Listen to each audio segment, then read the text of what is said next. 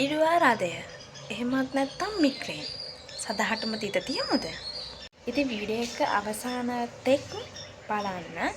මොකද ඔයාලට ඉරුවාරාදය එහෙමත් නැත්තම් මිග්‍රේන් අවම කරගන්න පුළුවන් ටිප්ස් ටිකකුත් මම වීඩියෝ එක අවසානයේදී ඔයාලත් එක්ක ෂෙයා කරගන්නම්.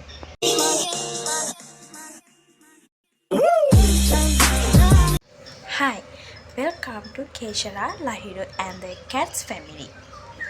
අද මම කතා කරන්න හිතුවා හරිම කරදරකාරී ඉරුවාරතය හෙවත් මිග්‍රේන් රෝගය ගැන.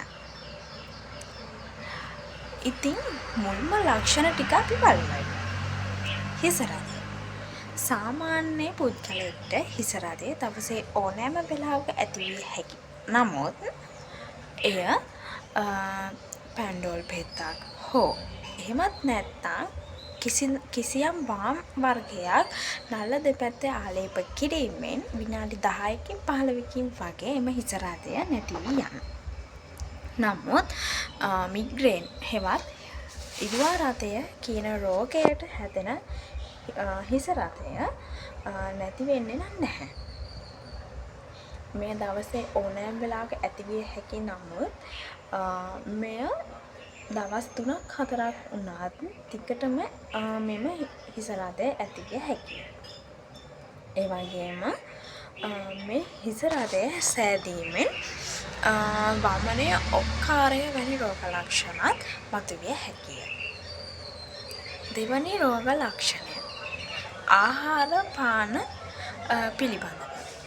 ඉතින් ඔයාලට චොක්ලට්, රටකජු, කජු, මාමයි, චීස් වැනි ආහාර නිතර ගැනීමෙන්ද මෙම ඉරුවාරතය රෝග ලක්ෂණයට මුහුණ පා හැකිය.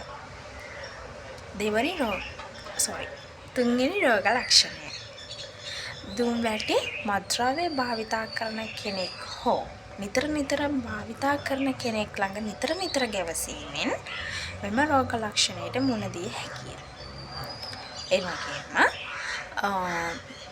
ඔබ කාන්තා පාර්ශවය කෙනෙක් නම් ඔබ ගර්භණී සමයේදී හෝ ඔසප් වීම ප්‍රමාද වීම, හෝමෝන් පෙති ලබා ගැනීම, උපපාල පෙති සහ උපත්පාන ක්‍රම භාවිතයෙන් මෙම රෝග ලක්ෂණයට මුහුණ දිය හැකියි.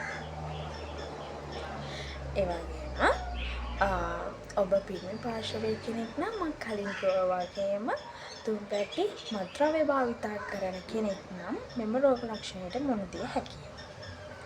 අධික ශබ්දය තියෙන තැන්වලට සහ අධික හිරු එළිය නිරාවරණය වීමෙන්ද මෙම රෝග ලක්ෂණයට මුහුණ දිය හැකියි.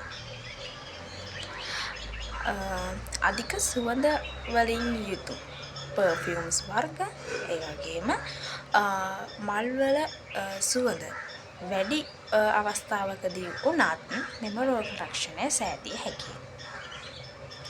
ඉතින් මේ අවම කරගන්න පුළුවන්ද? ඔව්. අවම කරගන්න පුළුවන්. හැබැයි සදහටම නැති කරන්න නම් බෑ.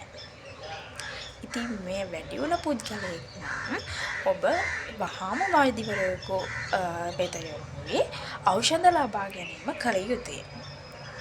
හැබැයි වැඩි නොවුණ පුද්ගලයෙක් නම් ඔබට මෙම ක්‍රමවලිනුත් අවම කරගන්න පුළුවන්. ඉතින් ඒ ක්‍රම ටික අපි බලමු. ඉතින් ඔයාලා හිරු එළියට නිරාවරණය කෙනෙක් නම් ඒ ටිකක් පාලනය කරගත යුතුයි.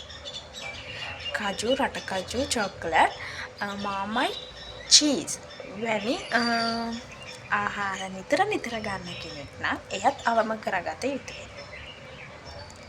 ඒ වගේම ඔයාලට නිතර අධික ශබ්දවලට නිරාවරණය කෙනෙක් නම් එයත් අවම කරගත යුතුයි. ඉතින් ගොඩක් අය හිරු එළිය වැටෙන එහෙමත් නැත්නම් ඔයාලා දාලා තියෙන බල්බ් වලට ගොඩක් අයට මෙම රෝග ලක්ෂණය සඳහා මුහුණ දිය හැකි නිසා ගොඩක් අය කළුවර තියෙන තැන්වලට වෙලා ඉන්න ගොඩක් අය පෙළඹෙනවා. ඒ වගේම හරිම රිලැක්සින් මියුසික් වලටත් ගොඩක් අය පෙළඹෙනවා ඒ දේවල් අහන්න. ඉතින් මටත් මේ රෝග ලක්ෂණ වලින් කිහිපයක්ම තියෙනවා. ඉතින් මමත් කරන්නේ ගොඩක් වෙලාවට ලයිට් ඕෆ් කරලා කරුවල තැන්වල සිටින්න බලනවා. ඒ වගේම රිලැක්සින් මියුසික් එකක් අහන්න බලනවා. එතකොට තියෙන ඉරුවාරදය ටික ටික අඩු වෙනවා. හැබැයි කලින් කිව්වා වගේ නැත්තටම අඩු වෙන්නේ නැහැ. ඉතින් වීඩියෝ එක හොඳයි කියලා හිතෙනවා නම් යාළුවෙකු අතර ෂෙයා කරන්න වගේම නොදන්න අයටත් මේ ෂෙයා කරන්න අමතක කරන්න එපා.